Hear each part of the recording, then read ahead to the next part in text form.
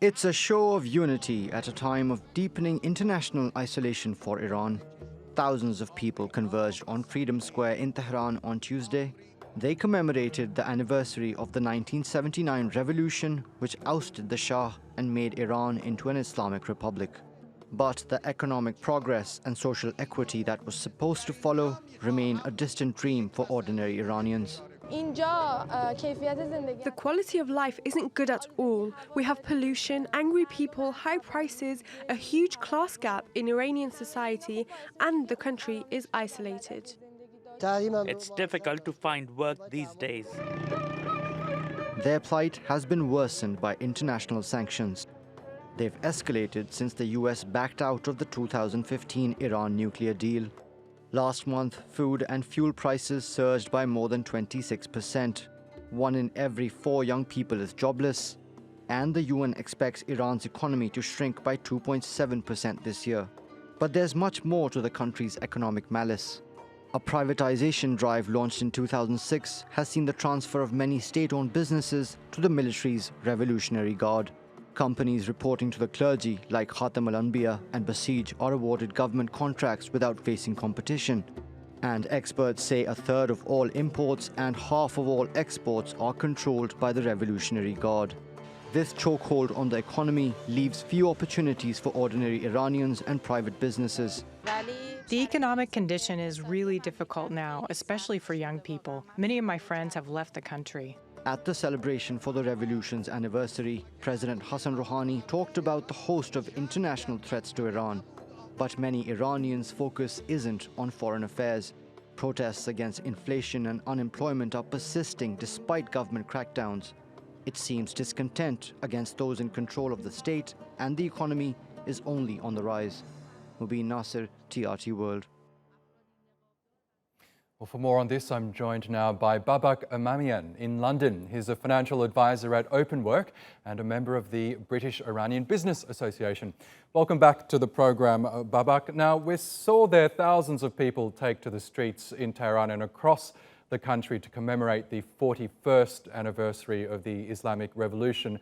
But we've also seen recent images of mass protests as well. I'm wondering, how united are people in Iran behind the current government and indeed behind the Ayatollah right now? Well, this regime came to offer prosperity, but it had no policy for prosperity. It has followed for the last 41 years just one policy, and that's anti-US policy. Everything goes just to be anti-US policy. So they have no program.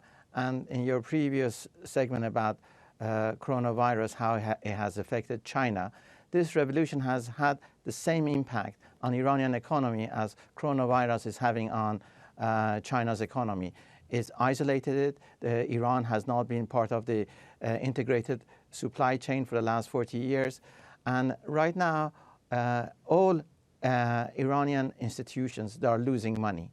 For the last, there have been like 1.6 trillion of export in the last 41 years, and there is not a single profitable unit in Iran, and the only institution who has progressed with a space program is the Revolutionary Guards.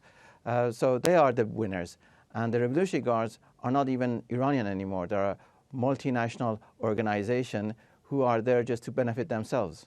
Now, there was a lot of hope, wasn't there, in 2015 when that landmark nuclear deal was announced and signed by the parties involved. People chose to elect Rouhani as well as their moderate leader. But since then, we've seen the deal unravel. The US has pulled out under Donald Trump. Iran wants to blame the US for the economic hardships that have ensued. Who do you blame, the government or the Trump administration? Well, the amount of money came to Iran, which is disputed. Some people say it was 50 billion, some say 200 billion. Whatever the figure is, it never benefited ordinary Iranian people. It all went to military adventurous projects by the Revolutionary Guards. It just went to finance their programs in Yemen, in Lebanon, in Syria, in Iraq, in Afghanistan.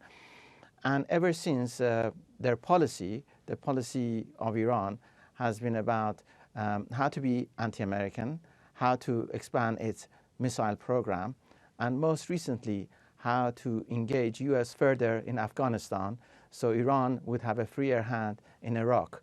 I mean, the money are spent on these projects instead of being spent on infrastructure or making links with international trade organizations. Now, some key elections are due to be held in Iran next week. There is some concern that perhaps President Hassan Rouhani's moderate coalition is going to lose in favor of some of the more conservative and hardline elements of Iranian society. Do you think that will happen? Well, the Europeans and the US are disputing about what will happen with the next election.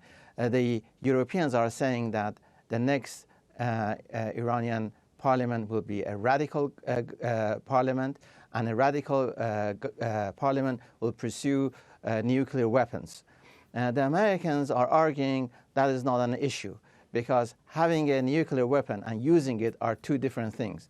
And also the Americans point out that to build a nuclear weapons, Iranian people are not for it.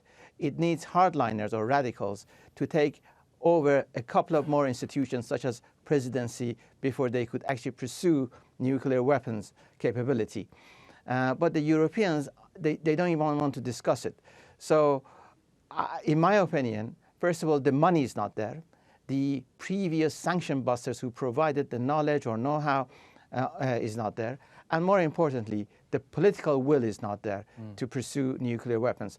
But then the Islamic Republic would want to use that as a negotiating tool. And Americans have said to them, this is not a negotiation tool. Nuclear weapons you cannot be as negotiating tools. Yes. Otherwise, we would have given to North Korea. Okay, Babak Emamian, we'll have to leave it there, but thank you for your analysis as always.